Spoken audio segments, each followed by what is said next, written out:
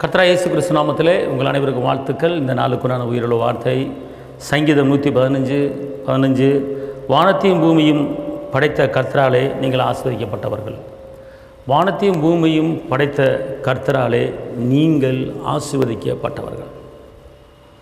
அதாவது நம்முடைய கர்த்தர் ஒரு படைப்பாளி, நம்முடைய கர்த்தர் உருவாக்குறவர், நம்முடைய கர்த்தர் போஷிக்கிறவர், நம்முடைய கர்த்தர் நடத்துகிறவர், நம்முடைய கர்த்தர் தேவைகளை சந்திக்கிறவர். ஒரு மணி நேரத்தில் ஆமணக்கு செடியை வளர வைக்கிறவர், கொஞ்ச நேரத்தில் பட்டு போக வைக்கிறவர், மாவு சட்டியில் மாவு குறையாமல் ஆஸ்வதிக்கிறவர், எண்ணெய் சட்டியில் எண்ணெய் குறையாமல் ஆஸ்வதிக்கிறவர், செத்த பிரேதங்களை உயிரோடு எழுப்புகிறவர், திரும்ப வாழ வயதை கூட்டி கொடுக்கிறவர், 5 வருஷத்துக்கு மேலே கூட்டி கொடுக்குற கர்த்தர், அவர் உருவாக்குறவர். இயேசுக்கிட்ட நீங்கள் கேட்கும்போது ஒருவேளை பூமியில் இல்லாமல் இருந்தாலும் கர்த்தர் உங்களுக்காக அவர் உருவாக்கி கொடுக்கிறவர். ஆகாருக்கு வனாந்தரத்தில் நீரூற்றுகளை ஆகாருக்காகவே உருவாக்கி கொடுத்தார். அந்த நீரூற்று இன்றும் இருக்கிறது. சவுதியில் எல்லா மக்களும் போய் வாங்கி குடிச்சிட்டு வர்றாங்க. இஸ்லாமியர்கள் ஆகாருக்காக கொண்டு வந்த நீரூற்று இன்னும் வந்து கொண்டு இருக்கிறது.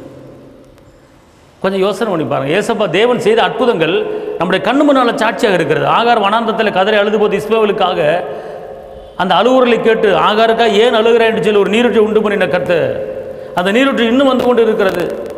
சாட்சி. இப்படிப்பட்ட அற்புதமான காரியங்களை கர்த்தர் செய்கிறார். அதான் அவர் சொல்கிறாரு, வானத்தையும் பூமியும் படைத்த கர்த்தராலே நீங்கள் ஆஸ்வதிக்கப்பட்டவர்கள்.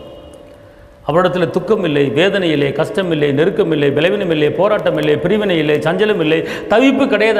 அவரிடத்தில் உயர்வு இருக்கிறது, அவரிடத்தில் மேன்மை இருக்கிறது, அவரிடத்தில் அற்புதம் இருக்கிறது, அவரிடத்தில் அதிசயம் இருக்கிறது, அவரிடத்தில் மகிமை இருக்கிறது, அவரிடத்தில் கிருபை இருக்கிறது, அவர்கிட்ட மன்னிக்கிற தன்மை இருக்கிறது, அவர் காக்கிற தெய்வம், அவர் ஆபத்து காலத்தில் அனுகூல துணைமானவர், அவர் உன்னதமான மறைவில் இருக்கிறவர், சர்வ பல நிலையில் தங்குவான் என்று நமக்கு வாக்கு பண்ணியிருக்கிறார். அப்படிப்பட்ட ஒரு உன்னதமான ஒரு தெய்வம் கைவிட மாட்டார், உங்களை கைவிட மாட்டார்.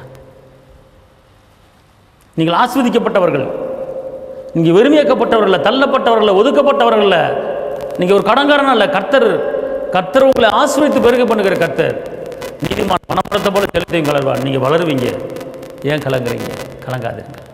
இந்த நாளுக்கு அந்த வாக்குத்தத்தமான வார்த்தை, வானத்தையும் பூமியும் உண்டாக்கின கர்த்தர் உங்களையும் உங்கள் குடும்பத்தையும் உங்கள் வேலைகளையும் உங்கள் பிள்ளைகளையும் ஆசீர்வதித்து பெருகு பண்ணுவார். இந்த வார்த்தையை நம்புங்க. நம்புகிறவங்களுக்கு ஒரு பெரிய ஆசீர்வாதம் உங்களுக்கு அச்சபிக்கிறேன். தகப்பனே இயேசுவே, நன்றியோடு துதிக்கிறேன், ஸ்தோத்திரிக்கிறேன்.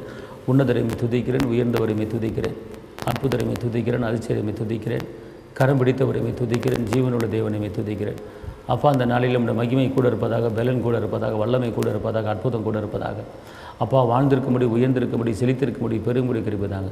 இரத்த கோட்டைகளை மறைத்தவர்களுக்கு அந்த வார்த்தையை கேட்குற ஒவ்வொரு தேவை பிள்ளைகளுக்கும் இந்த நாளுக்கு உண்டான தேவைகளை சந்திங்க. ஆசீர்வதிங்க. இயேசுவின் நாமத்தில் பிதாவே, ஆமென். கர்த்தர் உங்களை ஆசீர்வதிப்பார். ஹல்லேலூயா.